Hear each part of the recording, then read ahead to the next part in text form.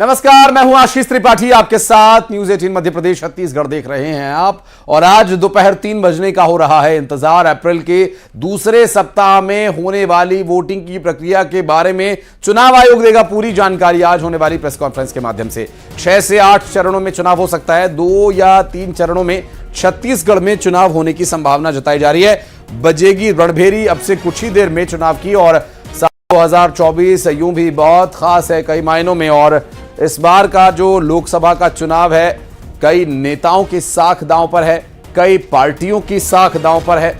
और ऐसे में चुनाव आयोग, जो कि अपनी साख सर्वोपरि रखता है, पूरी दुनिया में अपनी तरह की एकमात्र स्वायत्त संस्था चुनाव आयोग, निष्पक्ष और निर्भीक चुनाव कराने के कितने ही रिकॉर्ड चुनाव आयोग के नाम हैं और कितने ही देश दुनिया में अवार्ड से सम्मानित किया जा चुका है चुनाव आयोग अपने कर्मठता तत्परता को लेकर। और आज उसी का एक परिचय हमें देखने को मिलेगा, उसकी एक बानगी देखने को मिलेगी दोपहर 3 बजे, जब उसमें डिटेल्स साझा की जाएगी चुनाव आयोग के द्वारा कि कब, कहां, कितने चरण में चुनाव होने हैं और किन राज्यों में किस चरण में वोट डाला जाएगा। वोटिंग की प्रक्रिया कितने चरणों में होगी। 6 से 8 चरणों की अभी तक संभावना जताई जा रही है। छत्तीसगढ़ और मध्य प्रदेश की यदि बात करें तो छत्तीसगढ़ में 2 या 3 चरणों में चुनाव हो सकते हैं, जबकि मध्य प्रदेश में अब तक जो संभावनाएं जताई जा रही हैं, जो सूत्रों के हवाले से जानकारी मिल रही है, वो ये कि 1 चरण में चुनाव या 2 चरण में यहां पर चुनाव हो सकते हैं। 1 या 2 चरणों में चुनाव मध्य प्रदेश में भी हो सकते हैं। चूंकि अमूमन देखा जाता है, चूंकि एक मैन पावर यहां डिप्लॉय करने की आवश्यकता होती है और मैन पावर की कमी ना रहे, किसी भी तरीके से कोई कसर ना रह जाए, कोई शक शुबा आशंका न रह जाए चुनाव लड़ने वाले कैंडिडेट्स के मन में। और चुनाव आयोग की जो एक साख है, जो चुनाव आयोग की एक स्वायत्तता है, वो बरकरार रहे। और जो रिकॉर्ड अब तक भारतीय चुनाव आयोग ने कायम किए हैं, उसे बनाकर रखना भी चुनाव आयोग के लिए एक चुनौतीपूर्ण कार्य है। क्योंकि साल भर चुनाव भारत देश में होते हैं, कहीं ना कहीं वोटिंग की प्रक्रिया चल ही रही होती है, चाहे वो लोकसभा की हो, किसी राज्य के विधानसभा की हो, या फिर लोकसभा का कहीं उपचुनाव होना हो, विधानसभा का कहीं उपचुनाव होना हो, नगर निगम, पंचायत या फिर नगर पालिका, कई तरह के चुनाव। और हर तरह के चुनावी सवाल का एकमात्र जवाब है निर्वाचन आयोग। और भारतीय निर्वाचन आयोग पूरी तरह से तैयार है इस बार के लोकसभा चुनाव के लिए भी। और इस पर डिटेल आज दोपहर 3 बजे साझा करेगा चुनाव आयोग, जब प्रेस कॉन्फ्रेंस होगी। और लगभग 3 घंटे से भी कम का समय रह गया है जब चुनाव आयोग मीडिया के सामने होगा ब्रीफिंग के लिए। और इस ब्रीफिंग में भी लिए चलेंगे आपको चुनावी रणभेरी बजेगी कब, बताएंगे आपको। अब से कुछ ही देर में 3 घंटे 59 मिनट का लगभग समय रह गया। काउंटडाउन भी लगातार आपकी टीवी स्क्रीन पर आपको दिखाई दे रहा होगा।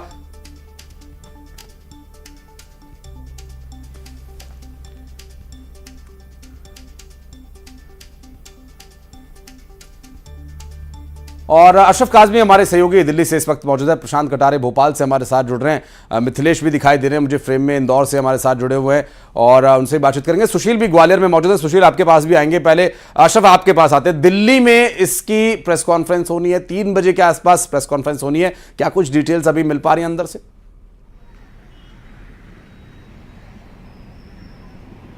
आशीष, देखिए, चुनाव आयोग ने तैयारी पूरी कर ली है, बस अब 3 बजने का इंतजार है। जैसे ही 3 बजेंगे चुनाव आयोग अपना पूरा जो चुनाव का कार्यक्रम है, जो लोकसभा चुनाव का कार्यक्रम, वो जारी कर देगा। और इस कार्यक्रम को लेकर जनता में क्या रुख है, मैं इस वक्त यहाँ दिल्ली के कनॉट प्लेस में खुद बात करते हैं। महेंद्र जी, आप राजस्थान से हैं, आप चुनाव की घोषणा होने वाली है, क्या उम्मीदें हैं आपको चुनाव से और क्या चाहते हैं कि चुनाव जो अगली सरकार है वो क्या करे?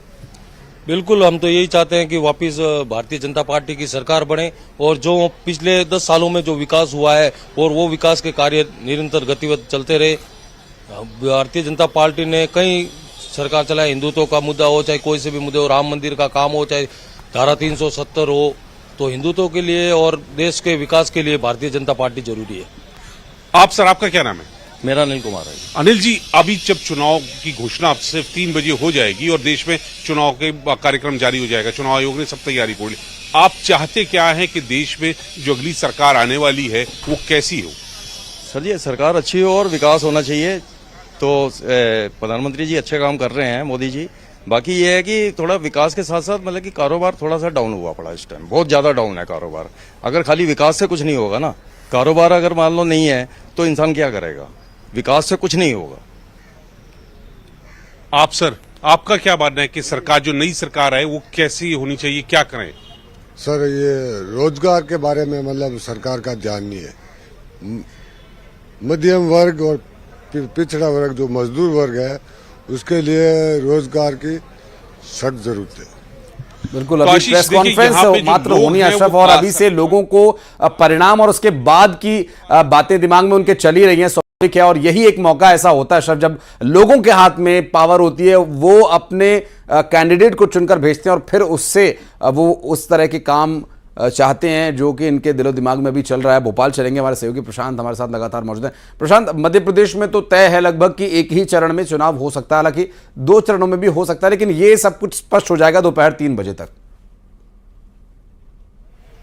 बिल्कुल, वाकई दोपहर 3 बजे तक तस्वीर साफ हो जाएगी। हो सकता है कि शायद वो जो नक्सली थोड़ा सा प्रभावित इलाका क्षेत्र, उस पर थोड़ा फोकस जरूर रहेगा। बाकी लगभग एक ही चरण में चुनाव होना है, ये बिल्कुल बात तय है। दूसरा, आज हम सुबह से अलग अलग लोगों से, पब्लिक से बात भी कर रहे हैं। लोगों के जहन में बहुत सारे मसले हैं जिन पर वो वोट करने जा रहा है। मध्य प्रदेश में हाल ही में डीए बढ़ाया गया है, उस पर भी आम जनता ने अपनी राय दी, अपनी प्रतिक्रिया दी कि भाई बहुत बगैर हल्ला किए ये डीए बढ़ गया। अब उसके लिए पहले काफ़ी शोर शराबा होता था, मांगें होती थीं, मांगें की जाती थीं, इतना ही नहीं, अब प्रदर्शन भी करने पड़ते थे। लेकिन ये इस बार बगैर ज़्यादा कुछ किए इजीली हो गया। दूसरा, जब केंद्रीय चुनाव की बात की गई तो लोगों के जहन में यूसीसी का मसला भी है, सीए का मसला भी है, लोग राम मंदिर पर भी जिक्र कर रहे हैं और ये भी कह रहे हैं कि भाई जो बड़े मसले हैं वो वाकई जो वर्तमान सरकार ने है उसने एड्रेस किया है उन बड़े मसलों को, राष्ट्रीय मसलों को।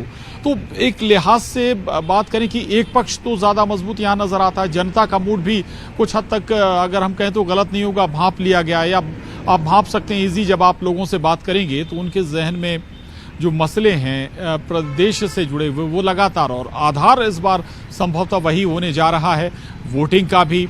दूसरी तरफ विपक्ष अभी कोई बहुत एक्टिव आपको फील्ड में नजर अभी भी नहीं आ रहा है। सरकार, सत्ता पक्ष जरूर आपको कह सकते हैं कि सत्ता पक्ष की तैयारियां हैं। दूसरा, आम जनता के जहन का भी हम जिक्र करें, आम जनता भी कह रही कि भाई ठीक है, जो मसले हैं, मुद्दे हैं, जो हमारे हित के मसले थे उन्हें सरकार ने एड्रेस किया है। विकास हुआ है, सड़कें बनी हैं, रोजगार भी उत्पन्न हुआ है। दूसरा, ग्वालियर चंबल का, हमें यहाँ पे भोपाल में केरल के लोग भी मिले, ग्वालियर चंबल के लोग भी मिले। जब हमने केरल के लोगों से बात की तो बोले कि हाँ, मोदी जी अच्छा काम कर रहे हैं, वहाँ की लोकल पार्टियां ज़रूर हैं, लेकिन इस बार मोदी जी को भी वहाँ पर मौका मिल सकता है। यानी कि बीजेपी को इस बार केरल में भी थोड़ा सा इस पे आशीष। बिल्कुल, और अभी दक्षिण भारत के दौरे पर भी प्रधानमंत्री नरेंद्र मोदी हैं प्रशांत, और संभव है कि इसी जिस बात का आप जिक्र कर रहे हैं कि उसी का प्रभाव दक्षिण पर पड़े, प्रयास यही प्रधानमंत्री नरेंद्र मोदी का बतौर भारतीय जनता पार्टी के नेता के तौर पर रहेगा। ग्वालियर में हमारे सहयोगी सुशील मौजूद हैं, इंदौर में इस वक्त मिथिलेश मौजूद हैं। पहले मिथिलेश, मैं आपके पास आता हूं, चूंकि जिस तरह की तैयारियां मिनी मुंबई में चल रही हैं, लोगों में जिस तरह का उत्साह है चुनाव को लेकर, पार्टियों को लेकर के एक परसेप्शन लोगों का बना हुआ है, लेकिन प्रशासन कितना तैयार है, कितना लोगों के मन में मुद्दों को लेकर सजगता है, या फिर वोटिंग वाले दिन ही तय करेंगे लोग कि किसे वोट देना है? देखिए आशीष, सबसे पहले मैं आपको बताना चाहूंगा कि अगर मध्य प्रदेश में इंदौर की अगर बात की जाए तो इंदौर शुरू से ही बीजेपी के गढ़ रहा, लेकिन एक दौर भी रहा है, एक वो दौर रहा है जब यहाँ से प्रकाशन सेठी, सुरेश सेठी, महेश जोशी, कृपाशंकर शुक्ला, तमाम ये बड़े नाम है। जब कांग्रेस की जो राजनीति है वो इंदौर से चलती थी, सत्ता का केंद्र माना जाता था। अगर मध्य प्रदेश की बात करें तो इंदौर को सत्ता का केंद्र माना जाता था, लेकिन एक वो दौर हो और आज एक दौर आज का है जब कांग्रेस या किसी जैसी पार्टी के पास में कोई कैंडिडेट नहीं मिल रहा चुनाव लड़ने के लिए। खैर, ये राजनीति से जुड़ी हुई बातें, लेकिन अगर मसलों की बात की जाए कि चुनावी मुद्दे क्या होंगे, लगातार इस वक्त मैं ग्राउंड जीरो पे मौजूद भी हूं, धार और मालवा निमाड़ के आसपास में जो हमारा चुनावी प्रोग्राम है, उस बीच जब लोगों से, जनता से बात कर रहे हैं तो इस बार कहीं ना कहीं से राम मंदिर का मुद्दा है, जो आर्टिकल 370 की बातें हैं, सीएए को लेकर लोग बातें कर रहे हैं, और तमाम, और सबसे बड़ी बात है लीडरशिप को लेकर। अगर लोकसभा चुनाव के बीच में अगर लोगों से बात कर रहे हैं तो दूसरे दल को लेकर लीडरशिप पे बात हो रही है, उठ रही है कि भाई लीडरशिप कैसा काम कर रहा है, बीजेपी का लीडरशिप कैसा काम कर रहा है। तो तमाम इन मसलों पर, इन्हीं मुद्दों पर चर्चा चल रही है। लेकिन इंदौर से कुछ लोगों से हम बात भी करते हैं। सर, आज ऐलान हो जाएगा, क्या मुद्दे रहेंगे चुनाव में, क्या सोच के वोट डाला जाएगा, तमाम चीजें क्या चलती है इस वक्त मन में, कैसी हो सरकार? मिथिलेश जी, रोटी कपड़ा और मकान ये एक आम आदमी की जरूरत है और जो सरकार इन मुद्दों पर खरा बैठती है लोग उसकी वाहवाही करते हैं। बीते कुछ सालों से ये सब हो नहीं रहा है। लोगों को रोटी है, कपड़ा नहीं, कपड़ा है तो पानी नहीं, बिजली नहीं है। ये ऐसी जरूरत है जो हर गवर्नमेंट की जिम्मेदारी होती है। इसके लिए किसी को गारंटी देनी नहीं होती है। सरकार का दायित्व है कि वो एक अपनी प्रदेश की जनता को, आवाम को ये सहूलियतें दें और जो सरकार इस पर खरा उतरती है लोग उसको दोबारा चुनने का भी मौका देते हैं और चुनते भी हैं। बिल्कुल। और एक इम्पॉर्टेंट डे होता है हर नागरिक के लिए, क्योंकि हम अपनी सरकार चुनते हैं और वो क्योंकि हमारे हित में फैसला ले, और उसके बाद वो सरकार जब बन के आती है तो वो देश हित में, हमारे देश में काम करे। कितना बड़ा ये फैसला होता है एक वोटर्स के लिए कि अपनी सरकार को तय करना। क्या मन में वो चलता है बैक ऑफ माइंड की ये मुद्दे हैं, इस मुद्दे में हम सरकार चुनेंगे, या कैसे आकलन किया जाता है? बहुत खुशी की बात है कि हिंदुस्तान जैसे मुल्क में वोट देने का अधिकार है और हर आदमी को, छोटा, गरीब, अमीर, जिस तरह के भी लोग हैं वो सब अपने वोट देने का अधिकार का पालन करते हैं, उपयोग करते हैं। लेकिन मैं ये भी कहना चाहूँगा आपके माध्यम से कि वोट देना एक अहम बिंदु है, एक अहम फैसला है। आपको जब भी वोट देना है तो आपको सोचना होगा कि आप जिस पार्टी को वोट देने जा रहे हैं वो इस देश का कितना भला करना चाहती है, वो आपके आवाम का कितना भला सोचती है, वो देश के प्रोग्रेस के लिए क्या कदम उठाएगी। केवल आप हवाई बातें करेंगे, मुफ्त की चीजें देंगे और कोई काम नहीं करेंगे। आज पूरा देश जो है समस्याओं से घिरा हो, समस्या छोटी हो या बड़ी, लेकिन उसके लिए आप केवल ये पिन छुड़ा लेंगे कि हम गारंटी देंगे। हम आपको काम करना है, आपको वर्किंग दिया है, आपको जनता ने अधिकार दिया काम करने का, तो आपको गारंटी देने की जरूरत नहीं, आप अपना काम करते रहिए। बिल्कुल।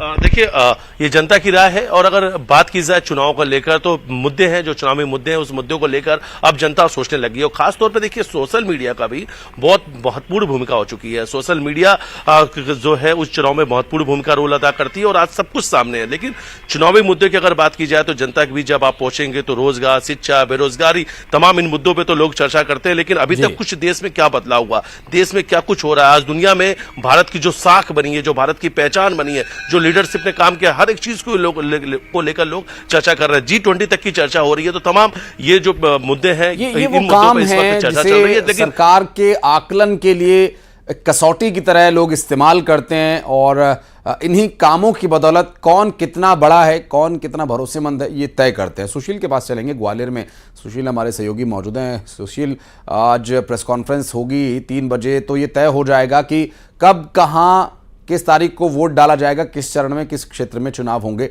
लोग कितने तैयार हैं, प्रशासनिक तैयारियों की क्या कुछ जानकारी आपके पास है, कहां पर क्या व्यवस्थाएं होंगी? आज 3 बजे इसका ऐलान हो ही जाएगा। बिल्कुल, देखिए आज चुनाव आयोग की प्रेस कॉन्फ्रेंस है दिल्ली में। दोपहर 3 बजे जैसे ही आचार संहिता प्रेस कॉन्फ्रेंस के साथ लागू होगी तो निश्चित तौर पर ग्वालियर चंबल अंचल में भी प्रशासन ने पूरी तैयारियां कर रखी है। शाम को ग्वालियर में कलेक्टर की प्रेस कॉन्फ्रेंस है। इसके अलावा जैसे ही आचार संहिता लगती है उसके पहले सारे पोस्टर जो है हटाने के काम शहर भर में किए जा रहे हैं और लगभग पूरे शहर से जो राजनीतिक दलों के पोस्टर है वो हटा दिए गए हैं।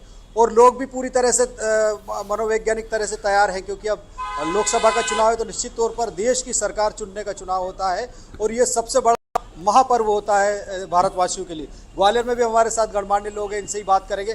सर, लोकसभा चुनाव की तैयारियां हैं, क्या सोचते हैं, किस तरह से क्या रहेगा चुनाव इस बार? इस बार चुनाव विकास पे दिया जाएगा।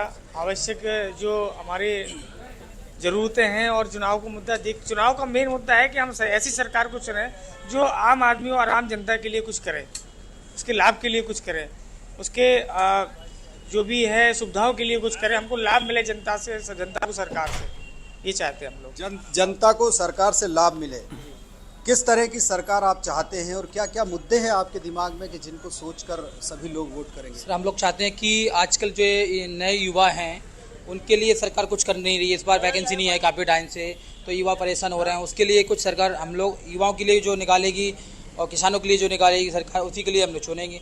प्रथम जो अच्छा कार्य करेगी हम उसी को वोट।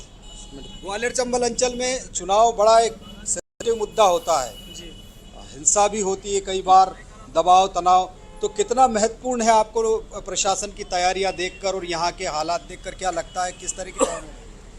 जी, चूंकि मैं ये कहना चाहता हूँ कि जैसे आपने कहा कि तनाव हिंसा की वाली बात की जा रही है, लेकिन चूंकि शासन ने और सरकार ने ऐसे काम कर रहे हैं कि आज के समय में इतनी आवश्यकता ना है और ना होगी, और अच्छे निष्पक्षता से चुनाव होंगे और निश्चित तौर से तैयारी है जी पूरी तैयारी। आप ये बताइए कि चुनाव को लेकर क्या सोचते हैं? छोटा व्यापारी, मजदूर वर्ग या जो भी है, आप लोग शहरवासी क्या सोचते हैं, कैसा होना चाहिए? थोड़ा सा महंगाई तो काफ़ी स्तर बढ़ गए हैं महंगाई के, और एक मेन जो मुद्दा है बेरोजगारी का है। जो आज की तारीख में कई लड़के लड़कियां पढ़ लिख कर बहुत आगे बढ़ गए हैं, लेकिन उनको नौकरियां नहीं है, कोचिंगें खाली पड़ी हुई हैं, स्टूडेंट पढ़ के पैसा कहाँ तक माँ बाप उनके लगाएं, क्योंकि नौकरियां कहीं से कहीं तक नहीं है। मेन मुद्दा ये है बेरोजगारी का, तो रोजगार पर ज़्यादा ध्यान देना चाहिए। सरकार रोजगार तरफ बिल्कुल ध्यान नहीं दे रही है। मेन चुनाव के पहले ये मुद्दा जरूरी है। बिल्कुल में ये किसानों का नुकसान हुआ है। बिल्कुल, आप लोग बने रहिए हमारे साथ, बातचीत का सिलसिला आगे भी जारी रखेंगे। एक छोटे से ब्रेक का वक्त हो चला है, बहुत जल्द लौटते हैं।